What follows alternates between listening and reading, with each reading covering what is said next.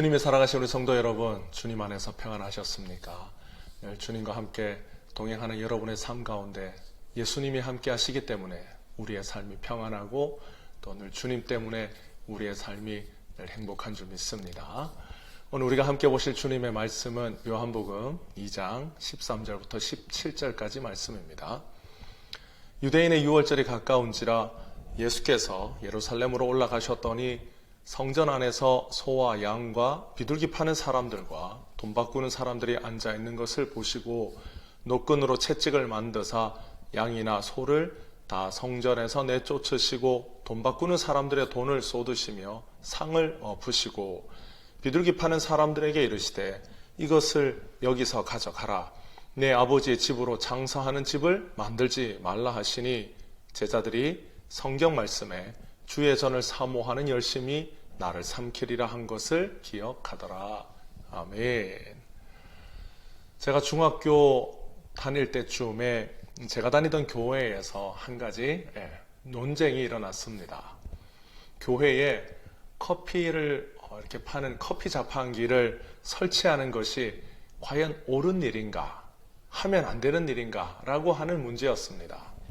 커피 자판기가 설치가 되면 주일에도 돈을 내고 커피를 사 마시게 되는데 주일에 돈을 쓰는 문제뿐만이 아니라 교회에서 뭔가를 판매하는 일을 해서 되느냐라고 하는 질문이 성도들에게서 나왔습니다.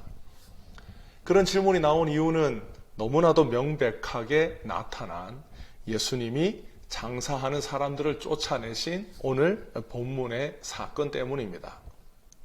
예수님께서 가나 혼인잔치에서 물을 포도주로 만드신 후에 유월절을 맞아 예루살렘 성전으로 올라가셔서 성전 안에서 제사에 쓰이는 동물을 파는 상인들과 또 성전에서 써야 하는 돈을 바꾸어 주는 환전상들을 예수님이 아주 거칠게 쫓아내셨습니다. 예수님의 모습은 성전에서 장사하면 안 돼요, 나가세요, 이런 수준이 아니었습니다. 예수님께서 성전에서 보여주신 모습은 우리가 알고 있는 온유한 예수님의 모습이 아니라 아주 강한 분노와 심지어는 폭력적인 모습까지도 예수님이 보여주셨습니다. 예수님은 왜 이토록 화가 나셨을까요? 예수님은 성전에서 장사하는 것을 너무 싫어하시기 때문에 아주 거칠게 화를 내면서 다 쫓아내신 것일까요? 성전에는 가까운 곳에서 오는 사람뿐만이 아니라 오늘 이 유월절처럼 명절이 되면 아주 먼 곳에서 명절을 지키기 위해서 성전에서 제사 드리기 위하여 찾아오는 많은 사람들이 있었습니다. 그런데 하나님께 드릴 동물들은 흠이 있으면 안 되기 때문에 제사와 예배를 드리러 오는 먼 여행객들은 자신이 출발한 곳에서 동물을 가져오지 않고 이곳 예루살렘에 와서 흠이 없는 동물을 사서 하나님 앞에 제사를 드렸습니다.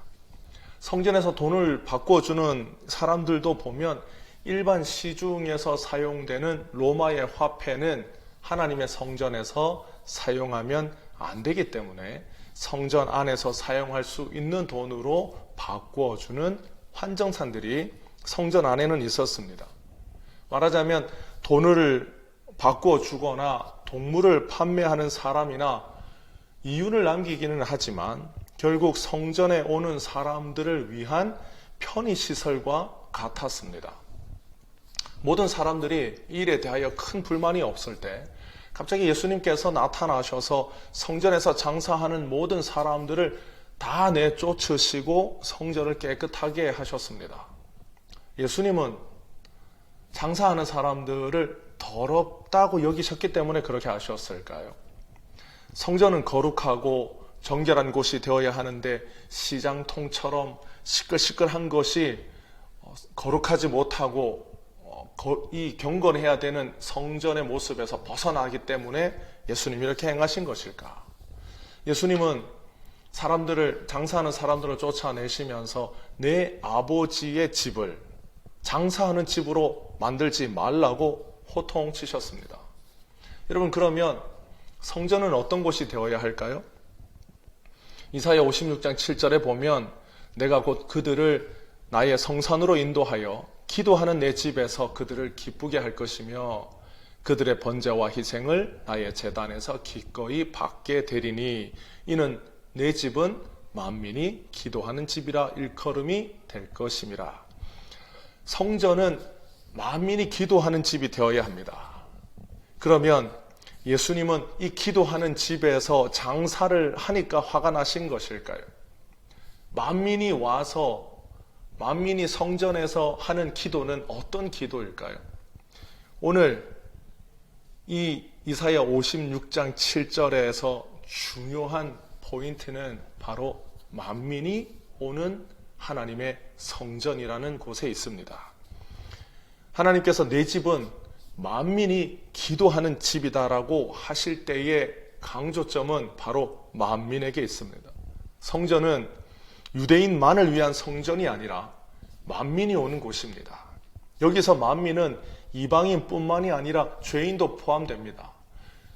어차피 유대인들에게는 이방인이나 죄인이나 하등 다를 바가 없는 천한 존재였을 뿐입니다.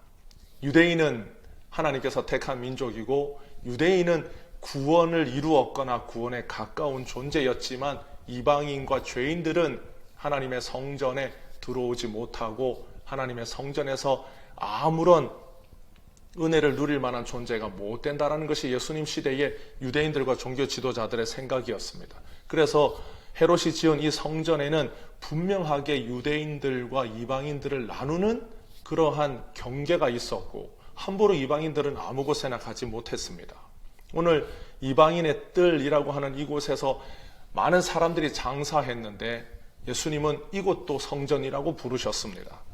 그래서 이 성전은 어떤 곳인가?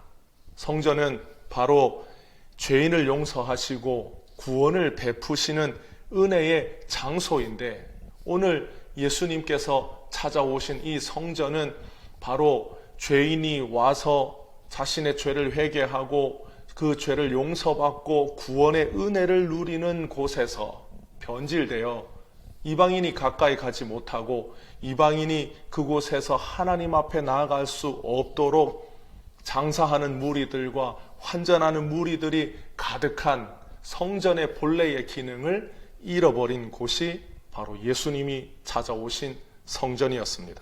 그래서 예수님은 성전이 세워진 본래의 목적은 사라지고 이제 유대 종교 지도자들의 배나 불리는 그런 장소로 전락한 모습을 보시고 성전을 본래의 모습으로 바꾸셨습니다. 하나님은 성전을 이런 목적으로 세우시지 않으셨다.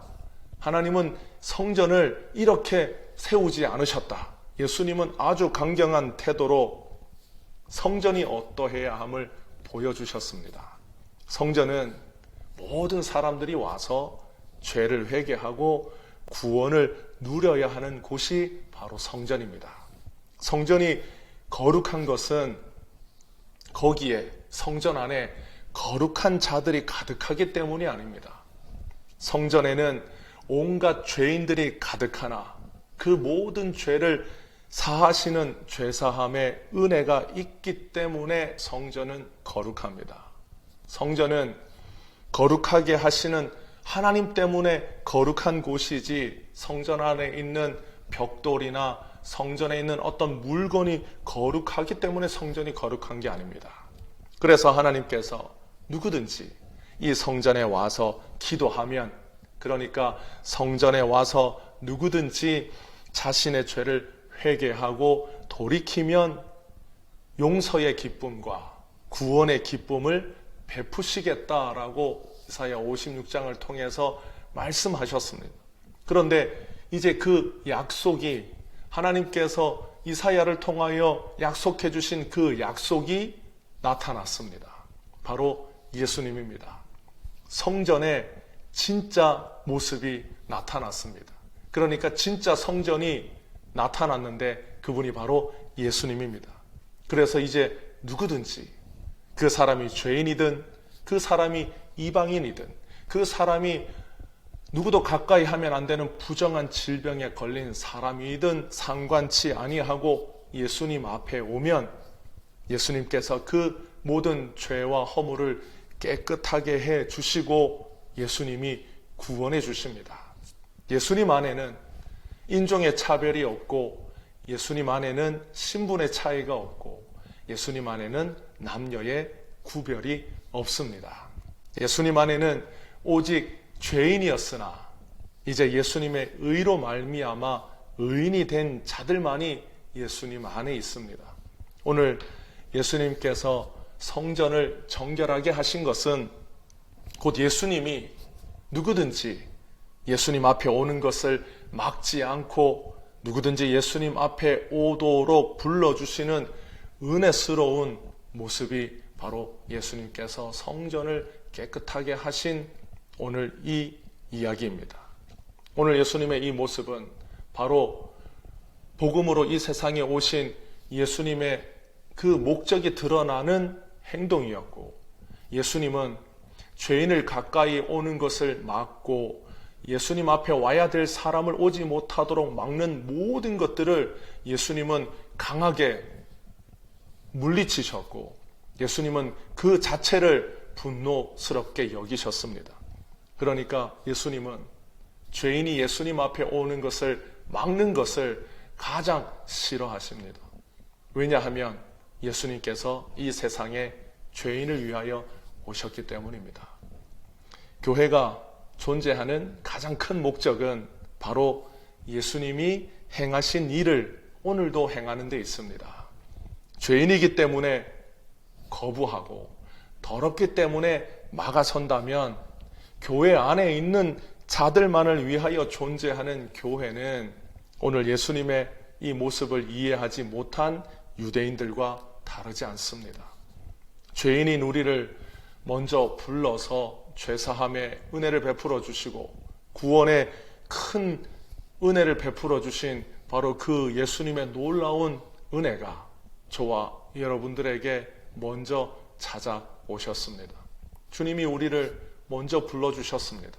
우리는 유대인도 아니었고, 우리는 약속의 자녀들도 아니었고, 우리는 하나님의 진노의 대상이었고 심판받아야 될 죄인들이었지만 예수님께서 우리를 불러주셨고, 예수님이 우리를 환영해 주셨고, 우리가 예수님 앞으로 갔을 때에 예수님이 우리의 죄를 사해 주시고 우리에게 구원을 베풀어 주셨습니다.